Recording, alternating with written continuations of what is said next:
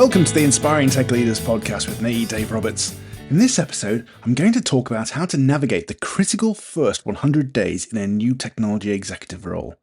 Today, we'll break down the core techniques to set up a strong foundation, discuss the common challenges, and offer a practical 100-day roadmap to help you lead with impact. Whether you're taking your first executive role or transitioning into a new company, these tips will guide you towards early success and set the tone for your leadership. In the first few weeks, avoid jumping into immediate fixes or overhauls. Instead, focus on gathering data to thoroughly understand the tech landscape within the organization. This includes the technology stack, existing processes, software, hardware, and infrastructure. Conduct system audits, data architecture reviews, user feedback, review reports on uptime and downtime, and examine how the current infrastructure supports business objectives. Look at areas like data flow between departments, cybersecurity vulnerabilities, or redundant processes that slow down productivity. These insights will help identify pain points and areas for improvement. Asking questions like, what systems are delivering value? Which tools are outdated or no longer serving their purpose? This helps to prioritize both immediate wins and larger strategic investments and helps you to gain a clear picture of the current state. Stakeholder alignment is also critical. Think of yourself as both a strategist and a bridge between departments. Early on, schedule meetings with other executives, heads of departments, and other influential figures within the company. Ask questions about their team goals, pain points, and what they hope to see from the technology team helps to foster a collaborative environment. Listening carefully to these goals allows you to understand how technology can support each function, building a foundation of trust and aligning expectations. These honest conversations help to understand what changes are needed and provides transparency to these important relationships going forward. It's important to remember that your team's knowledge is your greatest asset. Start by understanding their strengths and challenges. Conduct informal one-to-ones and ask questions about the workflows that work well and those that need to be improved. Understand what processes they would like to improve and their general view on the organization's tech landscape. Showing genuine interest in their perspectives can uncover insights that may not show up in formal audits or data analysis, and it also builds morale by showing the team that their expertise is valued. It's so important to understand the culture and skills within a technology team and hear directly from them the areas they feel need improvement. Look for inefficiencies that can be improved without heavy lifting. For instance, if internal communication is a problem, implementing a collaboration tool could be a quick fix that shows an immediate impact. Or if system response times are slow, identifying minor adjustments to improve speed could go a long way. Consider quick wins as a confidence builder for both the team and stakeholders. Early successes show that you're capable of delivering results and can help secure trust for larger initiatives down the line. The roadmap is your strategic guide. Start with big picture goals like operational efficiency, scalability, security, or customer satisfaction, and break these down into measurable actions.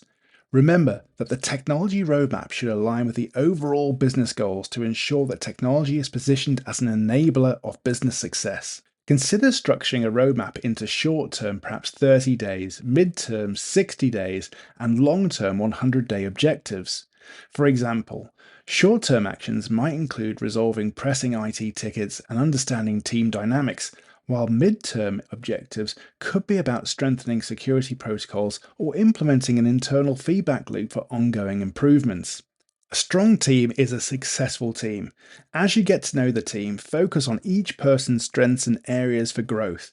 Consider creating a team development plan or skills assessment to address gaps you might identify, whether that involves specific training or hiring for certain skills.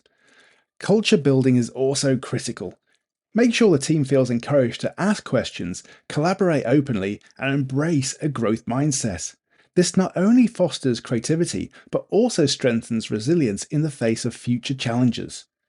You want to establish a team culture focused on growth, learning, and accountability. Any new leader will encounter some resistance, as change often causes discomfort and may lead to opposition within the team or organization. Whether it's from legacy team members or departments used to certain workflows, the key to managing this resistance is communication.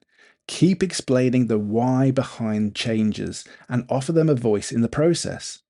It's important to provide clear, empathetic communication and involve team members in decision-making processes. For example, if you plan to overhaul a critical system, bring in the representatives from the team affected by this change.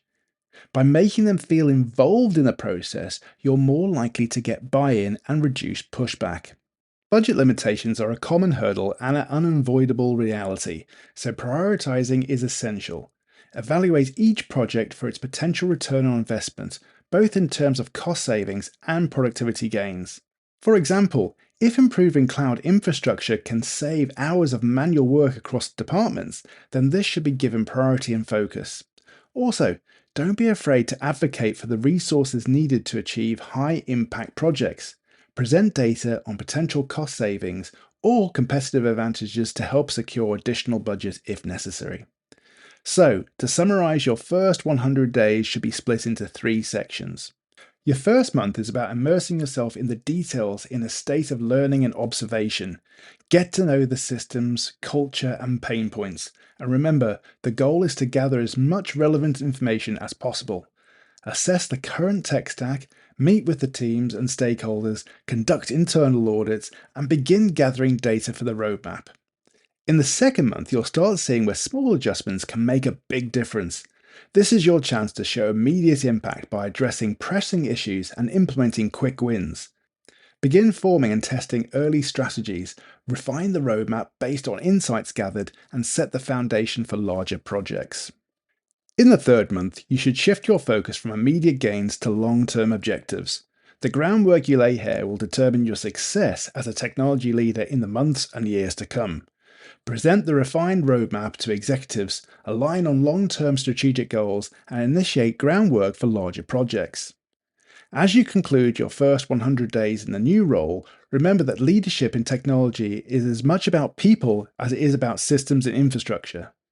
I hope you found this episode of the Inspiring Tech Leaders podcast to be insightful and hopefully provide you with some practical tips to follow as you venture into your new role as a technology executive.